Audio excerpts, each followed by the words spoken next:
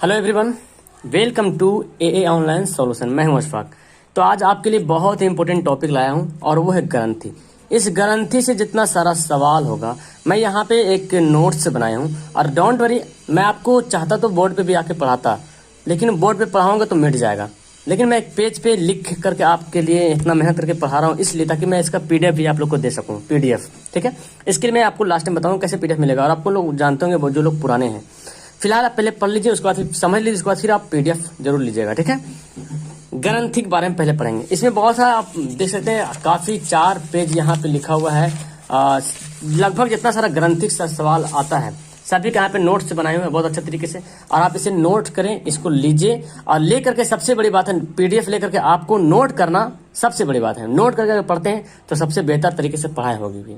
Okay, तो कुछ थोड़ा सा बढ़ा करके भी दिया हूँ। आपका जो लेसन जो सिलेबस है उससे कुछ थोड़ा सा मैं बढ़ा कर भी दिया हूँ, ठीक है। तो डोंट वरी, टेंशन ना ले, और बहुत इजी ही यहाँ पे है।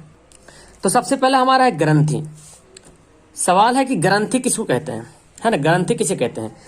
ग्रंथि कोशिकाओं का एक ऐसा समूह है जो शरीर के विकास के लिए आवश्यक हार्मोन और प्रोटीन का स्राव करती है। यानी कि ग्रंथि जो है एक कोशिका का एक ऐसा समूह है, कोशिका का एक समूह है जो शरीर के विकास के लिए, शरीर की वृद्धि के लिए या तो हार्मोन निकालेगा या प्रोटीन वगैरह स्राव करेगी, या तो उसका संश्लेषण करेगी। उसको क्या कहेंगे? ग्रंथि कहेंगे। अब ग्रंथियां मुख्य रूप से 3 प्रकार की होती है, ठीक है। बहिस्रावी ग्रंथि, अंतःस्रावी ग्रंथि और मिश्रित ग्रंथि, ठीक है। इन तीनों के बारे में जानते हैं। तो ग्रंथि 3 प्रकार के हैं, बहिस्रावी ग्रंथि, अंतःस्रावी ग्रंथि और मिश्रित ग्रंथि। सबसे पहले हमारा है बहिस्रावी ग्रंथि। बहिस्रावी कैसे कहते हैं, किसे कहते हैं? बहिस्रावी मतलब होता है वैसी ग्रंथि जो अपना स्राव नालिका द्वारा संबंधित अंगों तक पहुंचाती है। यानी कि जो नस होता है ना, नस बॉडी में जो नलिका होता है जिससे ग्रंथि जो रस छोड़ता है ना। स्राव का मतलब जो रस, तो ग्रंथि जो रस निकलता है, जो हार्मोन निकलता है, ये समझें। तो वैसी ग्रंथि जो अपना रस, जो हार्मोन के टाइप में या प्रोटीन के टाइप में जो भी हो, उस रूप में हो, नालिका के द्वारा संबंधित अंगों तक पहुंचाते हैं। यानी कि जितना सारे बॉडी में उस जो ग्रंथि जिस अंग में पहुंचने के लायक है, पहुंचना चाहती है, वहां तक पहुंचेगी, सभी अंग तक। तो ये मतलब हुआ बहिस्रावी। बहिस्रावी मतलब ये नहीं हुआ कि शरीर के बाहर, नहीं, नलिका में नहीं, नलिका के द्वारा जो भी अंग संबंधित है उस अंग तक भी पहुंचाना इसका काम है, बहिस्रावी ग्रंथि।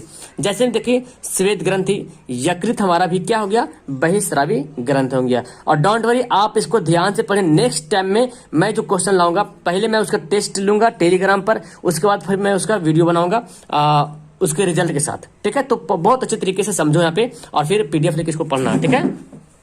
तो बहिस्रावी ग्रंथि समझ में आ गया। बहिस्रावी ग्रंथि, यकृत हो गया, श्वेत ग्रंथि। यकृत जानते हैं शरीर की सबसे बड़ी ग्रंथि, जिसको लीवर कहते हैं, जिसको बोलते हैं जिगर कहते हैं, जिगर, है ना। अंतःस्रावी ग्रंथि देखें, वैसी ग्रंथि जिसमें नली नहीं होती है, नली नहीं रहेगा, इसमें नली था और नली के द्वारा जो है संबंधित अंग तक पहुंचाया, लेकिन इसमें जो है नली नहीं होती है, अपना स्राव सीधे रक्त में ही छोड़ देती है ना।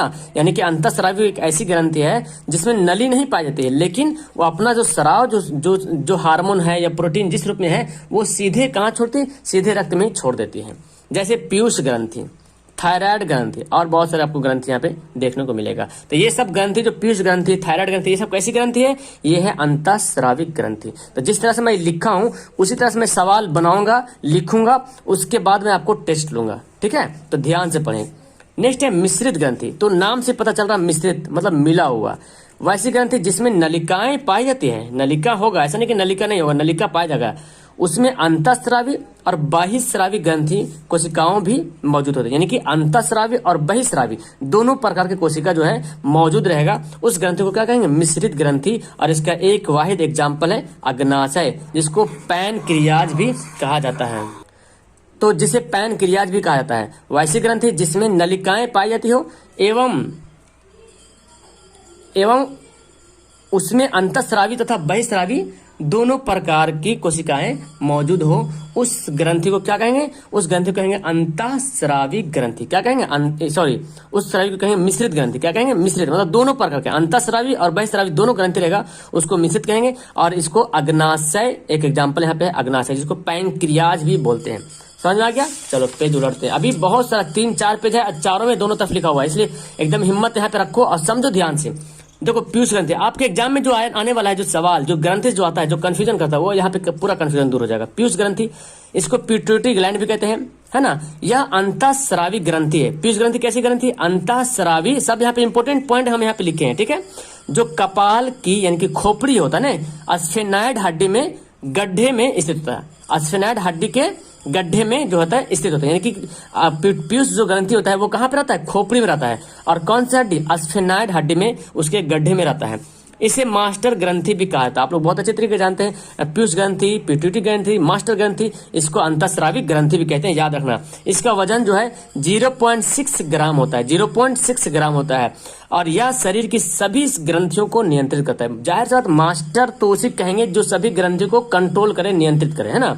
तो मास्टर ग्रंथि इसीलिए इसको कहा जाता है पिट्यूटरी ग्लैंड, इसीलिए कहा जाता है, ये तो नाम ही है इसके पिट्यूटरी ग्लैंड और पीयूष ग्रंथि, लेकिन इसको मास्टर ग्रंथि कहने का मतलब ये हो गया कि ये सभी शरीर में जितनी सारी ग्रंथियां हैं, सभी ग्रंथियों पर इसका जो है कंट्रोल होता है। और यह शरीर की सबसे छोटी ग्रंथि, यानी कि छोटा बम बड़ा धमाका। ऐसे ही बनने की जरूरत है यार कि छोटा बनो लेकिन काम बड़ा करो। किसी को अगर छोटा देखते हैं तो उसको देख के छोटा मत करो। दिमाग सबका दिया है, जो जितना पढ़ेगा वो आगे बढ़ेगा, बस इतना जानो। जो पढ़ेगा वो रचेगा, जो पढ़ेगा वो आगे बढ़ेगा, जो नहीं पढ़ेगा सोए रहेगा।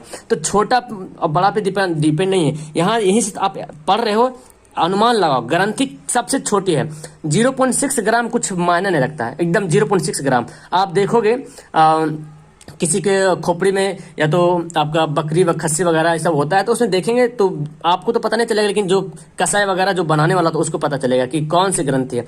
पढ़ा लिखा रहेगा तो बता देगा कि ये पीयूष ग्रंथि बहुत छोटा रहता है, ठीक है। तो सभी ग्रंथि पे इसका कंट्रोल रहता है, छोटा है लेकिन सभी पे हुक्म चला रहा। वाह वाह, क्या बात है जी। अब देखो पीयूष ग्रंथि से हार्मोन भी निकलता है, इंपॉर्टेंट हार्मोन। यहाँ पे बहुत सारा हार्मोन है, लेकिन जो इंपॉर्टेंट हार्मोन वही मैं यहाँ पे पेश किया हूँ। सबसे पहले वृद्धि हार्मोन, जो आपको भी पढ़ना होता है, वृद्धि हार्मोन। यह हार्मोन शरीर की वृद्धि तथा मांसपेशियों एवं हड्डियों की वृद्धि का नियंत्रण। जाहिर सी बात है, वृद्धि हार्मोन से नाम भी पता चल रहा है कि शरीर को वृद्धि करेगा और मांसपेशियों को भी वृद्धि करेगा और हड्डियों की भी वृद्धि को नियंत्रण करेगा। क्वेश्चन रहेगा कौन सी ग्रंथि जो शरीर की हड्डियों को वृद्धि करने में मदद करता है? तो नाम भी पता है, नाम का इफेक्ट भी हो रहा है इसमें, वृद्धि हार्मोन, है ना। इस हार्मोन के अधिक स्राव से शरीर भीमकाय हो जाता है। वाह, देखे होंगे किसी को मोटा घाटा, है ना, कोई होंगे यहाँ पे जो पढ़ रहे एकदम काफी मोटा, भीमकाय। ये होने का कारण क्या है? वृद्धि हार्मोन ज्यादा निकलना। लेकिन यही कम अगर निकलेगा, तो यही कम स्राव होगा तो मनुष्य में बौनापन हो जाएगा। कोई नाटा भी होंगे, है ना।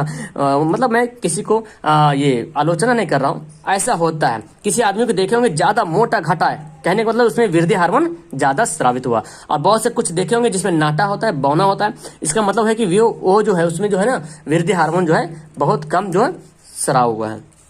वयस्क में इसका अधिक स्राव होता है तो हाथ पैर चौड़ी हड्डियां हो जाती है, हाथ पैर की हड्डी। देखते हैं बहुत से आदमी जवान होते हैं तो उसके हाथों की जो कलाइयां होती, देख रहे हैं, मेरा तो खैर कुछ नहीं भाई, एकदम पतला सुतला है ना।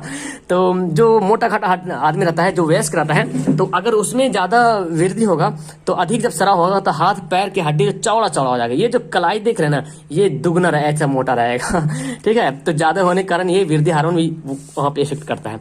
नेक्स्ट है ल्यूटिनाइजिंग हार्मोन। ये मेरे ख्याल से आपके सिलेबस में है, लेकिन फिर भी मैं यहाँ पे लिख दिया, इंपॉर्टेंट इसलिए है। यह नर में टेस्टोस्टेरोन नामक हार्मोन तथा मादा में एस्ट्रोजन नामक हार्मोन के स्राव में सहायता करता है। आपके किताब में है कि टेस्टोस्टेरोन जो कि नर में पाया जाता है हार्मोन और मादा में एस्ट्रोजन नाम का हार्मोन पाया जाता है। तो टेस्टोस्टेरोन और एस्ट्रोजन इन दोनों हार्मोन को स्राव होने में मदद कौन करता है? ल्यूटिनाइजिंग हार्मोन, ठीक है ना। ल्यूटिनाइजिंग हार्मोन जो है इन दोनों को स्राव होने में मदद करता है। समझ में आ गया यहाँ तक? मेरे ख्याल से यहाँ पे अच्छी तरीके से समझ में आ गया। अब चलो मैं इसका नेक्स्ट, चलो ये देखो, अभी बहुत सारा है यहाँ पे, धैर्य बना के रखना, सब्र रखो भाई, सबको यहाँ पे क्लियर होगा, टेंशन मत लो। नेक्स्ट है दुग्ध हार्मोन। ये भी मेरे ख्याल से आपके सिलेबस में नहीं होगा, लेकिन फिर भी मैं दिया हूँ, इससे आपको बहुत टॉपिक क्लियर होगा। इस हार्मोन को प्रोलैक्टिन हार्मोन भी कहते हैं। एडवांस में पढ़ लीजिए, प्रोलैक्टिन हार्मोन। क्या कहते हैं इसको? प्रोलैक्टिन हार्मोन कहते हैं। ये आपको मदद कब करेगा? जब कोई बच्चा, कोई बंदा नीट वगैरह एग्जाम देगा या तो उसको डॉक्टर लाइन में जाना होता है, तो थोड़ा सा मैं हिंट कर रहा हूँ ताकि इंटर में उसको पढ़ने में हेल्प हो। मतलब ज्यादा नहीं, थोड़ा ना, बाकी सारा सिलेबस के अकॉर्डिंग आपका है। इस हार्मोन को प्रोलैक्टिन हार्मोन भी कहते हैं। यह स्तन ग्रंथि को दुग्ध स्राव के लिए उत्तेजित करता है। बहुत अच्छा सवाल है। स्तन ग्रंथि, स्तन है ना, स्तन समझ रहे हैं, स्तन ग्रंथि को दुग्ध स्राव यानी कि दूध पैदा हो, दूध निकले, उसके लिए क्या होता है? उत्तेजित करता है। नेक्स्ट है यह कार्पस ल्यूटियम से प्रोजेस्टेरॉन नामक हार्मोन स्रावित करने के लिए उत्तेजित करता है। तो आपको एक चीज तो पता चल रहा है यहाँ पे कि प्रोजेस्टेरॉन नामक जो हार्मोन कहाँ से निकलता है, कार्पस लुटियस से निकलता है, कार्पस लुटियम यहां से निकलता है। और इसके लिए उत्तेजित कौन करता है, बढ़ावा कौन देता है, यही दुग्धजनक हार्मोन। इसके कम स्राव से दुग्ध का निर्माण नहीं होता, बिल्कुल इसके कम स्राव, जब कम स्राव होगा तो दुग्ध का निर्माण जो है इसमें नहीं होगा। इसके लिए हम और भी आगे पढ़ने वाले हैं। जैसे देखते होंगे माता में देखोगे जो आजकल तो अब तो देखते हैं कि वो पॉकेट वाला दूध वगैरह बच्चों को, शिशुओं को पिलाते हैं। आप गाय भैंस में भी देखते हैं जो दूध वगैरह का स्राव नहीं होता, तो कारण यही है दुग्धजनक हार्मोन जो है नहीं होना।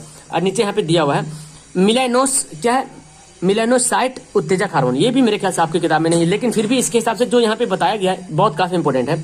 यह हार्मोन त्वचा की कोशिकाओं में मेलानिन नामक वर्णक के रूप में निर्माण को प्रेरित करता है। यानी कि त्वचा में एक मेलानिन नामक वर्णक पाया था, वर्णक, ठीक है। त्वचा में एक कोशिका है, कोशिका में मेलानिन नाम का एक वर्णक पाया था। और इसका काम क्या है ना, मेलानिन का क्या काम करता है, हार्मोन जो है, ये मेलानिन नामक हार्मोन जो है शरीर को पराबैंगनी किरणों को सुरक्षित प्रदान करता है। बहुत अच्छा सवाल है कि पराबैंगनी किरण आपको बॉडी को नुकसान ना पहुंचाए, इसके लिए क्या करता है, पराबैंगनी किरणों से सुरक्षा प्रदान करता है। और मेलानिन काला रंग का प्रदान, आप देखे होंगे कहीं साउथ अफ्रीका लोग के देखे होंगे काला होता है, काला काला सब रहेगा, एकदम काला काला। और तो काला होने का कारण क्या है, वहां पे सन एकदम डायरेक्ट रहता है, सन की जो रोशनी होती है, सूरज की रोशनी एकदम डायरेक्ट रहता है। तो मतलब ऊपर वाला बनाने वाला भी क्या कुदरत उसका कमाल है यार, उसके बॉडी में काला रंग क्यों कर दिया, काला रंग क्यों है, क्योंकि मेलानिन है। और मेलानिन क्या काम करेगा, पराबैंगनी किरण को रोकेगा। समझ रहे हैं, आप तो गोरे हैं तो आपके बॉडी में मेलानिन की कमी है ना, लेकिन जो काला है इसका मतलब मेलानिन ज्यादा है, और मेलानिन ज्यादा है तो पराबैंगनी किरण से वो बचेगा, है ना। तो जो काले हैं भाई यहाँ पे थोड़ा सा मजे लो, और क्या, पराबैंगनी किरण से बचो। ऐसे भी हम लोग भी बच ही रहे हैं, टेंशन ना लो, लेकिन वो काले लोग ज्यादा बचेंगे। चलो नेक्स्ट है ऑक्सीटोसिन। बहुत अच्छा सवाल है और आपके सिलेबस में ऑक्सीटोसिन है। ऑक्सीटोसिन एक हार्मोन है, यह बच्चों के जन्म के समय गर्भाशय की दीवार को संकुचित करता है, और जिससे बच्चा आसानी से, सॉरी यहाँ पे हो गया आसानी से, जिससे बच्चा आसानी से जन्म लेता है। यानी कि ऑक्सीटोसिन एक नामक जो हार्मोन है, उसका काम क्या है, जब शिशु जब पैदा होता है तो गर्भाशय की जो दीवारें होती है उसको संकुचित करता है, ताकि जो है शिशु आसानी से पैदा हो सके। दुग्ध स्राव पर नियंत्रण भी इसका रखता है। ऑक्सीटोसिन का काम क्या है, दुग्ध स्राव पर कंट्रोल रहता है, नियंत्रण करता है। इस ऑक्सीटोसिन को लेबर पेन हार्मोन कहते हैं। क्या कहते हैं, लेबर पेन हार्मोन। बहुत अच्छा सवाल यहाँ पे, लेबर पेन हार्मोन किसको कहते हैं, ऑक्सीटोसिन को।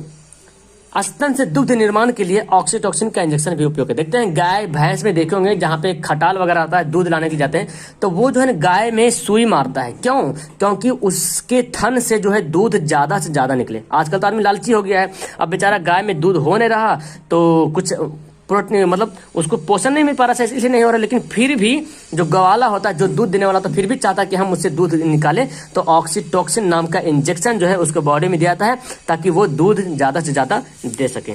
ओके, नेक्स्ट देखो, अब हमारा है अपटू ग्रंथि। बहुत अच्छा है, अपटू ग्रंथि से आप परिचित हैं, जिसको हम बोलते हैं थायराइड ग्रंथि। इसका इंग्लिश नाम है ये थायराइड ग्रंथि। हम लोग बोलते हैं थायराइड ग्रंथि, सब लोग जानते हैं थायराइड, लेकिन अपटू ग्रंथि बहुत कम लोग जानते हैं। अपटू ग्रंथि क्या होता है, इसका नाम जानो, ये थायराइड जो बोलते हैं वो अंग्रेजी नाम है, हिंदी नाम है अपटू ग्रंथि।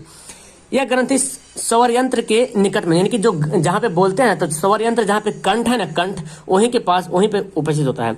यह शरीर की सबसे बड़ी अंतःस्रावी, बहुत इंपॉर्टेंट यहाँ पे पॉइंट है, शरीर की सबसे बड़ी अंतःस्रावी ग्रंथि कौन है, अपटू ग्रंथि, जिसको थायराइड ग्रंथि। शरीर की सबसे बड़ी अंतःस्रावी, अगर शरीर की सबसे बड़ी ग्रंथि बोल दे, सिर्फ शरीर की सबसे बड़ी ग्रंथि बोल देगा, अंतःस्रावी को हटाकर शरीर की सबसे बड़ी ग्रंथि बोला जाएगा तो वो यकृत हो जाएगा, लीवर, जिसको जिगर बोलते हैं। लेकिन शरीर की सबसे बड़ी अंतःस्रावी ग्रंथि अगर बोल दिया जाए, शरीर की सबसे बड़ी अंतःस्रावी ग्रंथि, तो वो हो जाएगा क्या, थायराइड ग्रंथि हो जाएगा। ओके, नेक्स्ट इसका वजन देखो 5 से 9 ग्राम होता है। इस ग्रंथि से थायरॉक्सिन नामक हार्मोन निकलता है, जो बहुत अच्छे तरीके से जानते हैं थायरॉक्सिन नामक हार्मोन। आप देखते हैं थायरॉक्सिन का कार्य क्या है, यहाँ पे बहुत सारा है, थायरॉक्सिन के बारे में आपको पढ़ना होता है। यह कोशिकीय श्वसन की गति को तीव्र करता है। थायरॉक्सिन जो हार्मोन निकलता है उसका कार्य है, यह कोशिकीय श्वसन की गति को क्या करता है, तीव्र करता है, तेज करता है, ठीक है। यह शरीर की बाल, हड्डियों आदि के विकास के लिए अनिवार्य, यानी कि बाल हड्डियों के विकास के लिए भी अनिवार्य कौन है, थायरॉक्सिन है। यह हृदय की धड़कन को नियंत्रित करता है। यहाँ पे इंपॉर्टेंट सवाल है कि हृदय की धड़कन को कौन नियंत्रित करता है? थायरॉक्सिन हार्मोन जो है वो भी जो है हृदय की धड़कन को नियंत्रित करता है। यानी कि थायरॉक्सिन कहाँ से निकलता है? थायराइड ग्रंथि से निकलता है। तो सवाल ऐसे ही बन सकता है कि थायरॉक्सिन हार्मोन किस ग्रंथि से निकलता है? तो नाम से पता चल रहा है, नाम का असर हो रहा है, थायराइड ग्रंथि से थायरॉक्सिन नाम का हार्मोन निकलेगा। ठीक है, तंत्रिका तंत्र की सक्रियता को बढ़ाता है। तंत्रिका तंत्र की जो सक्रियता होता है उसको बढ़ाता है थायरॉक्सिन हार्मोन। जनन अंगों के सामान्य कार्य पर नियंत्रण करता है। जनन अंगों के सामान्य कार्य पर क्या करता है? नियंत्रण करता है। अब यहाँ पे एक सवाल और आता है कि थायरॉक्सिन की कमी अगर हो जाएगा तो इसके कारण रोग होता है। ये तो मैं अलग से दे दिया हूँ, लेकिन आपको यहाँ पे घेंगा रोग ज्यादा इंपॉर्टेंट पढ़ना होता है। लेकिन इसको पढ़ते जड़वा मनता। ठीक है, जड़वा मनता यह रोग बच्चों में होता है। इससे बच्चों का शारीरिक और मानसिक विकास का होता है? रुक जाता है। यानी कि जड़वा मनता जिस बच्चों में हो जाएगा तो उसका शारीरिक विकास रुक जाएगा और मानसिक विकास भी क्या होगा? रुक जाएगा। नेक्स्ट है घेंगा रोग। नेक्स्ट आपका घेंगा रोग है। यह रोग आयोडीन की कमी से उत्पन्न होता है ना। घेंगा रोग किससे होता है? आयोडीन की कमी से होता है। बहुत अच्छा सवाल है कि आयोडीन की कमी से जो घेंगा रोग उत्पन्न होता है। और आप जानते हैं इसमें थायराइड ग्रंथि आकार में बहुत बढ़ जाता है। मतलब घेंगा रोग जो उत्पन्न होता है वो आयोडीन की कमी से होता है। और थायराइड नाम का जो ग्रंथि होता है, थायराइड, वो ग्रंथि काफी बढ़ जाता है। इसको ठीक करने के लिए हम लोग आयोडीन युक्त नमक का भी इस्तेमाल करते हैं, उपयोग करते हैं। ओके, तो यहाँ पे 2 पेज कंप्लीट। अब नेक्स्ट पढ़ते हैं। ये इंपॉर्टेंट आपका है कि थायरॉक्सिन की कमी से होने वाला रोग। तो पहला है टॉक्सिक ग्वाइटर। इसमें हृदय गति तीव्र हो जाती है। टॉक्सिक ग्वाइटर में क्या होता है? हृदय गति जो है तीव्र हो जाता है और रक्तचाप बढ़ जाता है। तो एक यहाँ पे है टॉक्सिक ग्वाइटर। टॉक्सिक ग्वाइटर ये भी रोग है, जब थायरॉक्सिन की कमी से होने वाला रोग। यहाँ पे क्या है?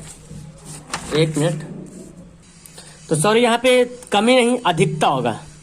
थायरॉक्सिन की अधिकता, यानी कि थायरॉक्सिन जब बढ़ जाएगा तो होने वाला रोग है पहला टॉक्सिक ग्वाइटर। इसमें हृदय गति तीव्र हो जाएगा और रक्तचाप बढ़ जाएगा। यानी कि थायरॉक्सिन नाम का जो हार्मोन होता है वो बढ़ना भी नहीं चाहिए और घटना भी नहीं चाहिए। बढ़ेगा तो भी घेंगा रोग होगा, सॉरी, बढ़ेगा तो टॉक्सिक ग्वाइटर होगा, घटेगा तो घेंगा रोग हो जाएगा। ठीक है, एक होता है एक्साफ्लैक्स, एक्सॉफ्थैल्मिक ग्वाइटर। क्या है? एक्सॉफ्थैल्मिक ग्वाइटर।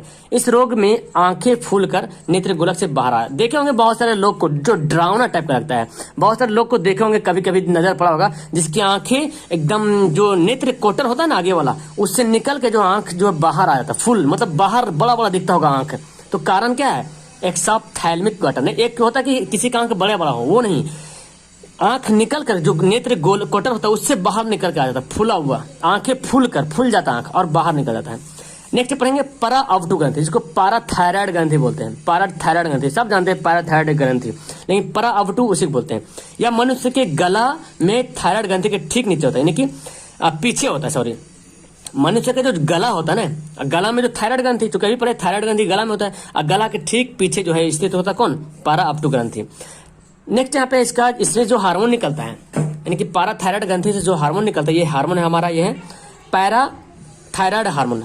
पैराथायराइड हार्मोन, यह हार्मोन तब निकलता है जब रक्त में कैल्शियम की मात्रा कमी आती है। ठीक है, यानी कि जब रक्त में कैल्शियम की जब कमी होगी तो कौन से हार्मोन निकलेगी? Parathyroid hormone. ठीक है, यानी कि पैराथायराइड हार्मोन कब निकलता है? जब रक्त में कैल्शियम की कमी होती है।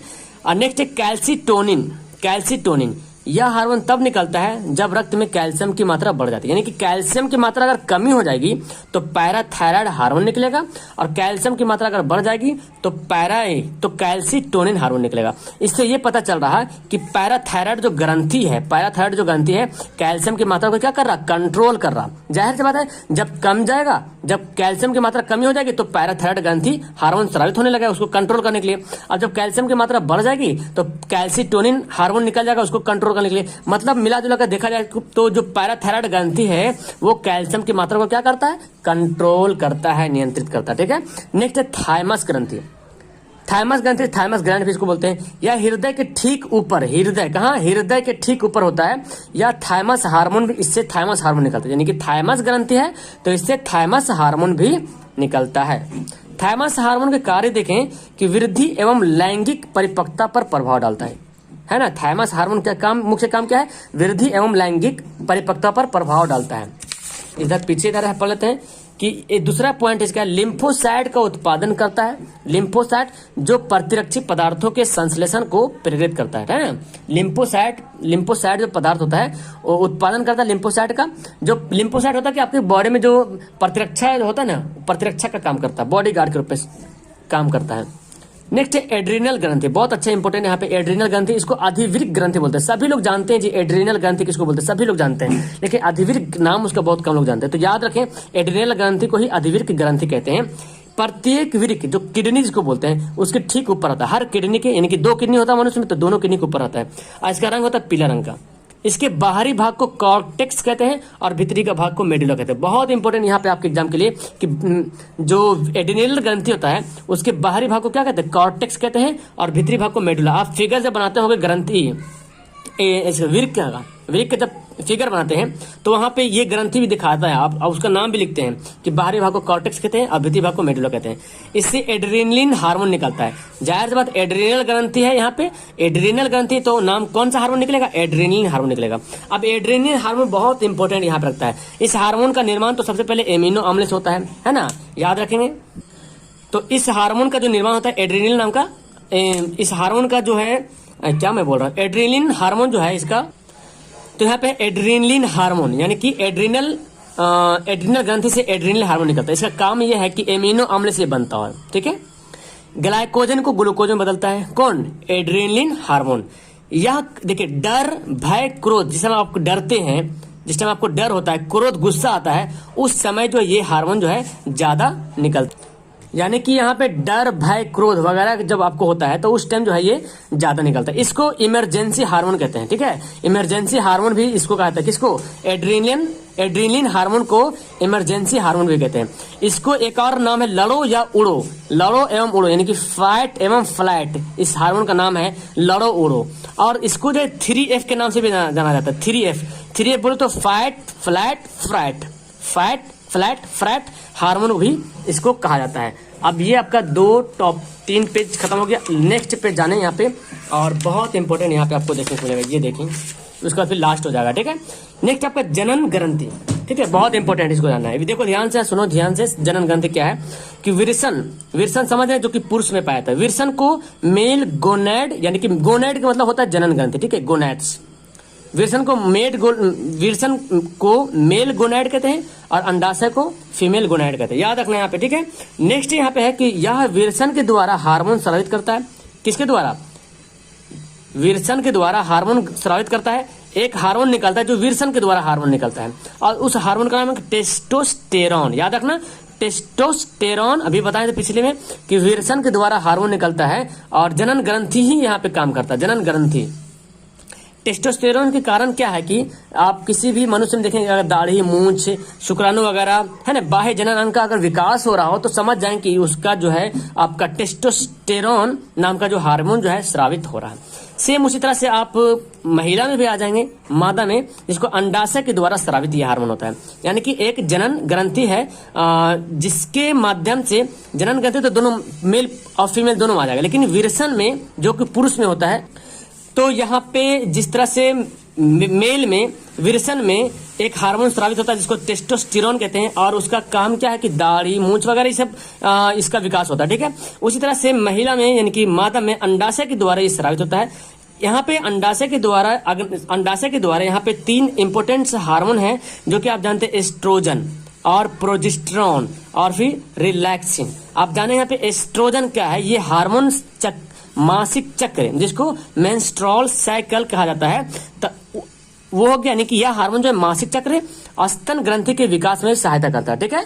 यानी कि एस्ट्रोजन जो हार्मोन है वो क्या करता है, मासिक चक्र, मेंस्ट्रुअल साइकिल जिसको कहते हैं, और या तो फिर स्तन ग्रंथि, उन दोनों को विकास में क्या करता है, मदद करता है, ठीक है। नेक्स्ट आपका प्रोजेस्टेरोन हार्मोन है। ये क्या, एस्ट्रोजन के सहयोग से, यानी कि जो एस्ट्रोजन था इसके सहयोग से स्तन में वृद्धि में सहायता करता है और गर्भाशय की रचना एवं विकास में भी सहायता करता है। इसको प्रेगनेंसी हार्मोन भी कहते हैं। बहुत इंपॉर्टेंट यहाँ पे, प्रेगनेंसी हार्मोन किसको कहते हैं, तो कहेंगे प्रोजेस्टेरोन को, ठीक है, याद रहेगा ना। प्रोजेस्टेरोन को कौन सा हार्मोन कहेंगे, प्रेगनेंसी हार्मोन भी कहते हैं। बहुत इंपॉर्टेंट ये लाइन यहाँ पे पॉइंट है, ठीक है।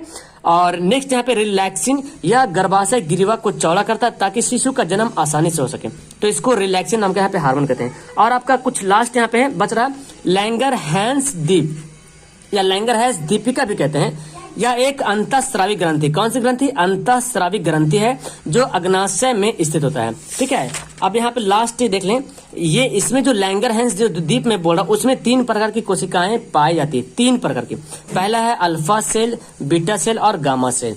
एक एक करके पढ़ते हैं। अल्फा सेल क्या होता है जी? कि ये प्रोटीन का बना होता है। किसका बना होता है? प्रोटीन का बना होता है, जो ग्लूकोज नामक हार्मोन को क्या करता है? स्रावित करता है। तो प्रोटीन नामक प्रोटीन का बना, हालांकि ये सिलेबस से लतआउट है, लेकिन फिर भी आप जाने यहाँ पे थोड़ा सा कि प्रोटीन का बना होता है अल्फा सेल और ग्लूकोज नामक हार्मोन, मतलब मिला जुला करके आपको जानना है किसके लिए? आपको जानना है यहाँ अग्नाशय ग्रंथि के लिए, अग्नाशय के लिए जो कि मिश्रित ग्रंथि है। ठीक है, क्योंकि अग्नाशय में ही होता है लैंगरहैंस द्वीप। ठीक है, तो अग्नाशय में आपको सवाल यहाँ पे अल्फा बीटा सेल नहीं आएगा, अग्नाशय डायरेक्ट आंसर आएगा कि प्रोटीन का बना होता है, ग्लूकोज का हार्मोन स्राव करता है। और यहाँ पे सबसे इंपॉर्टेंट आपके लिए, ये आपके काफी इंपॉर्टेंट है कि इंसुलिन नामक हार्मोन का स्राव करती है कौन? अग्नाशय पढ़े, लेकिन रियल में अगर जब गहराई में जाए तो उसके लिए बीटा सेल आता है। ठीक है, तो यह इंसुलिन नाम का हार्मोन को स्राव करती है और किसका बना होता है? एमिनो अम्ल का बना होता है, जो कि काम क्या? शर्करा की मात्रा को क्या करता है? नियंत्रित करता है ना, कंट्रोल करता है। और इसी की कमी से, अगर ये इसकी कमी हो जाएगी तो मधुमेह, जिसको डायबिटीज बोलते हैं, मधुमेह नाम का रोग उत्पन्न हो जाएगा। बहुत अच्छे तरीके से आप जानते हैं इसको, इंसुलिन का, है ना। तो ये याद रखेंगे कि अब ऐसे भी सवाल आता है कि मधुमेह किसकी कमी होता है? तो इंसुलिन की कमी होता है। मधुमेह किस ग्रंथि के द्वारा होता है या किससे? हाँ, तो आप बोलते हैं अग्नाशय ग्रंथि के द्वारा वो होता है मधुमेह रोग, क्योंकि इसी में होता है ऐसा, इसी में मतलब इंसुलिन की मात्रा जो कमी हो जाएगी, शर्करा की मात्रा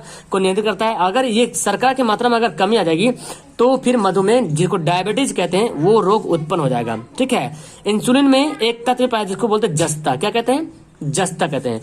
और लास्ट यहाँ पे सवाल पढ़ लें कि ये वाई सेल यानी कि बीटा सेल, गामा सेल जिसको बोलते हैं, या इंसुलिन एवं ग्लूकोज के स्राव को क्या करता है? कंट्रोल करता है। खैर ये उतना इंपॉर्टेंट नहीं, ये आपके लिए काफी इंपॉर्टेंट है इंसुलिन के बारे में।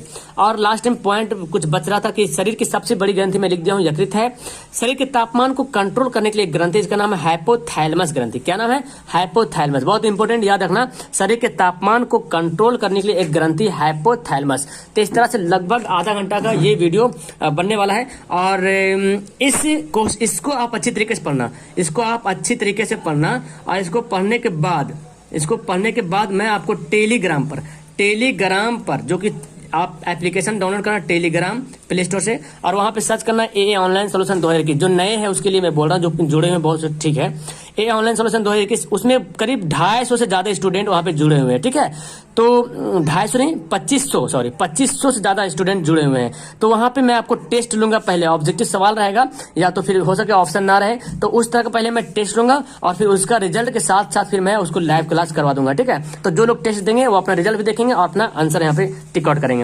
ठीक है, तो वीडियो कैसी लगी आपको? अच्छी लगी तो मैं इसका पीडीएफ भी आपको प्रोवाइड कर दूंगा, डोंट वरी, अपने कॉपी में नोट करके जरूर याद करना। ओके, वीडियो अच्छी लगी तो अपने दोस्तों को शेयर करना और लाइक तो बिना किए जाना ही मत कोई।